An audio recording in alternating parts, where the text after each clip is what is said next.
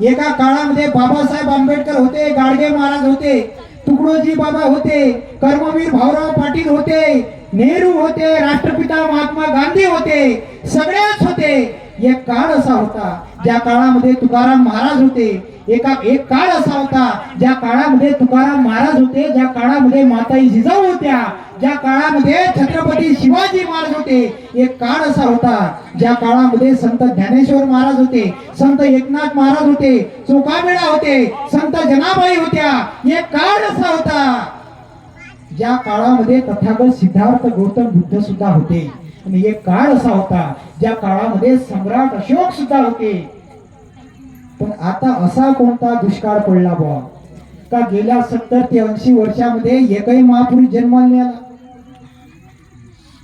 उत्तर देऊ शकते का कोणी की गाडगे बाबा गेल्यानंतर एकही महापुरुष जन्माला कोण नाही आला?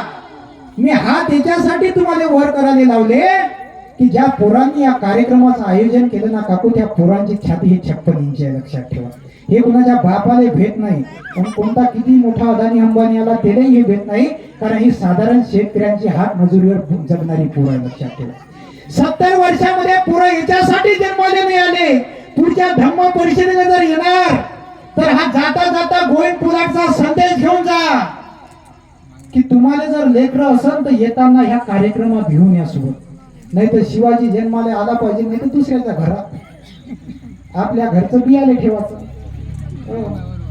आता येईना योजना कोण बायासाठी सुरू केल्या? पोरीले 12वी पर्यंत शिक्षण फुकट, अर्धी तिकीट, मार बाया जाते बा। आता बाजारले माणसं नाही चालले का बाया चालले काय फुकट आहे का काकू? अर्धी आहे तिकीट? हा बोलत नाही का तुम्ही? बोला थोडेसे। मी कीर्तनात जर गेल्यात मार लोक बोवाजीच्या अंगावर जाऊन पडतात, बाबाजीचे पाय धुवू का, तिच्या कीर्तनाचं पाणी पिऊ का, काय करू? म्हणजे एका गावात असाच गेलो काकू मी भाषणाले, तर त्या गावात मध्ये एक आजी भेटली। त्या आजी म्हणे बाबू म्हणे माझ्या बुडा काही कीर्तनात जाय नाही म्हणे, माझ्या बुडा एक दिवस म्हणे कधीच कीर्तनात जाय नाही म्हणे, पण एक दिवस माझ्या कीर्तनात पाठवतात, बुड्यानं आपत आणली म्हणे। म्हटलं काय केलं आजी? तर बुडा म्हणे कवाच कीर्तनात नाही जाय म्हणे, बकऱ्या इकडे जाय म्हणे नुसता। मी म्हणे नेहमी भागवत सप्त्यात जा म्हणे, कीर्तनात जा म्हणे, बुड्याला सांगितलं म्हणे। महाराज चांगलं सांगते, बुड्याले लय त्याच्या बकरीवर प्रेम, बकरीतच जीव म्हणे बुड्याचा नुसता। पाठवलं म्हणे एक दिवस बुड्याने, सगळ्यात समोर माया बुडा बसला म्हणे, बुडा लय पाहिजे होता म्हणे माया। बुडा सगळ्यात समोर बसला म्हणे, आमचा बुवा भागवत सांगून राहिला म्हणे, बुवाले लंबी लंबी दाढी होती म्हणे, बुवाले लंबी लंबी दाढी, बुडा सगळ्यात समोर बसला। बुवाच्या कीर्तनात कुणी हास्य नाही, रडे नाही, बोले नाही, काहीच नाही म्हणे, पण बुडा सगळ्यात समोर बसला आणि एकटाच रडत होता म्हणे, एकटाच रडत होता कंटिन्यू। महाराजने हरी काला म्हणे, महाराजने त्याचा सत्कार घेतला म्हणे की म्या सांगितलेल्या प्रसंगावर बुडा एवढा भावुक झाला का म्या त्याचा सत्कार घेतला।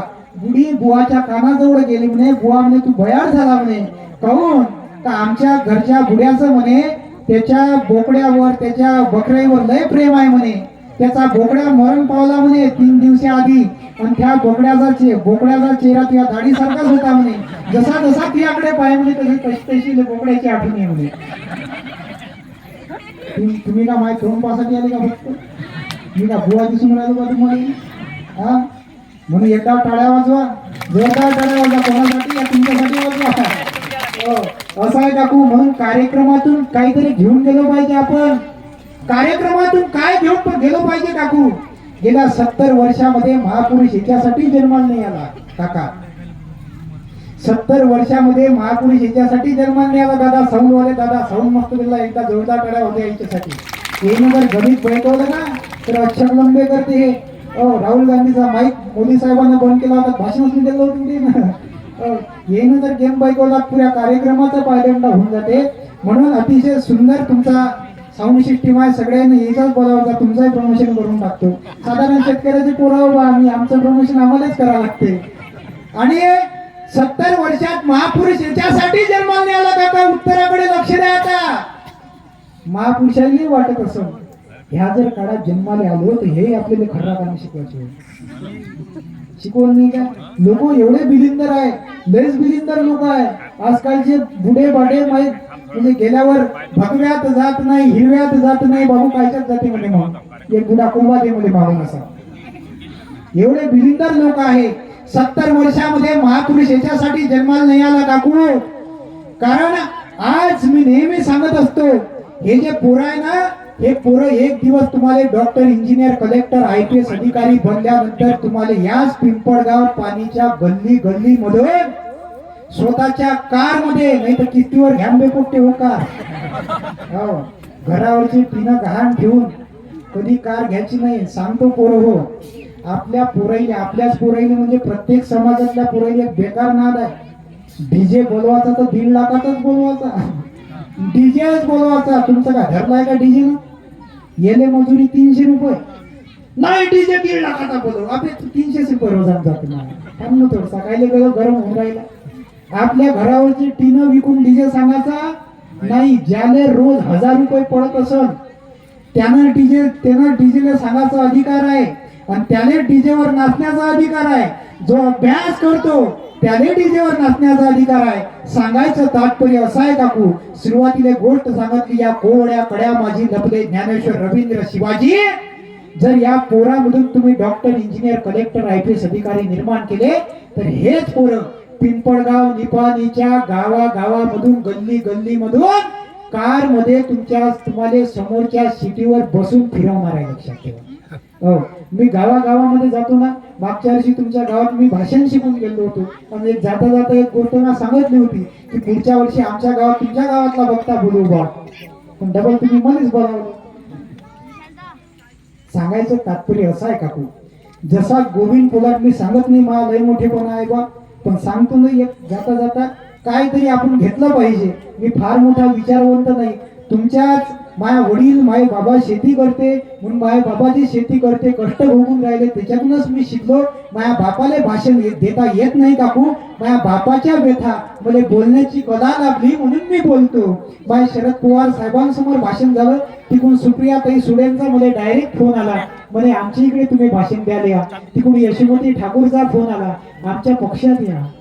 बापा मी म्हटलं मी कोणत्या पक्षाचा नाही, आपली पार्टी एकच आहे. आपली पार्टी म्हणजे डॉक्टर बाबासाहेब आंबेडकरांची पार्टी. आपली पार्टी म्हणजे छत्रपती शिवाजी महाराजांची पार्टी. आपला कोणता नेताही नाही आहे, आपला नेता आपला बाप आहे.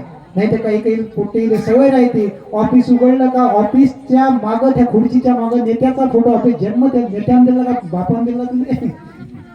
म्हणून जाता जाता एवढं सांगतो काकू की या कोवड्या कड्या माझी लपले ज्ञानेश्वर रवींद्र शिवाजी. पोरांनो, डीजेसाठी पैसा खर्च करू नका, आणि चळवळी घरावरचे टीनं विकून करू नका. मी गावागावामध्ये जातो, मलाही असं वाटते जसा तुमच्या गावामध्ये मी आलो तसा तुमच्या गावातला एखादा मुलगा, एखादी मुलगी आमच्या गावात या. साधेपणा सांगत नाही, पण जेव्हा मी कुठल्या गावामध्ये भाषण करायसाठी जातो, मी शाहरुख खान दिसतो का रे बाबू? दिसाले देखो हो, खरंच म्हणते, नाही दिसत म्हणते. मोठे बेजती, इज्जत से बेजती. प्रमुख पाहुणा आहे, थोडा तरी याद ठेवा. पण सांगायचं तात्पर्य असं आहे काका की मी जेव्हा जेव्हा आपल्या इकडले लोक आहे म्हणून सांगायला लागते सिक्रेट आहे, आणि आपल्याच लोकांनी सिक्रेट सांगत असते. बेस्ट फ्रेंड आहे तुम्ही माझे. हो, माझ्या मित्राले जे आमदार आहे त्याच्यामध्ये जेव्हा फोन आला धमकीचा, काबे म्हणे मी तुला भाऊ म्हणलं म्हणे, मी तुझ्या कविता म्हणे विधान परिषद मध्ये